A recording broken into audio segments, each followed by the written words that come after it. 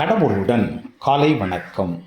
புனித மார்க்கு எழுதிய நற்செய்தி 16ஆம் அதிகாரம் 9 முதல் 15 வரை உள்ள இறைவார்த்தைகள்.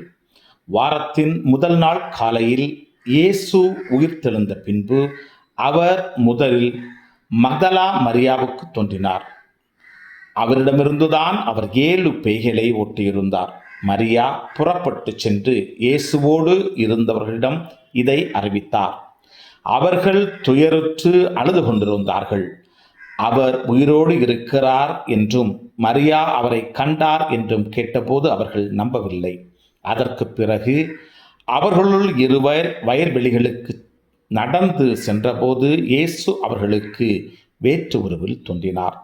அவர்கள் சென்று அதனை மற்றவர்களுக்கு அறிவித்தார்கள்.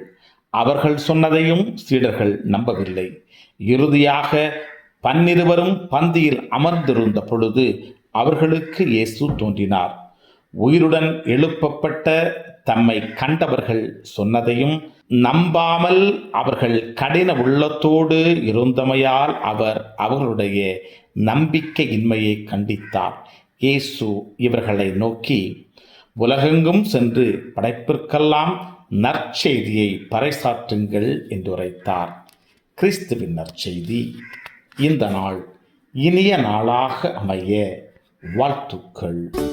பல பல பல புதுமைகள், பெருமைகள், இனிமைகள் இறங்கிய நல்ல நாள், ஒரு நல்ல நாள், நம் தேவன் தந்த நாள். இது நல்ல நாள், ஒரு நல்ல நாள், நம் தேவன்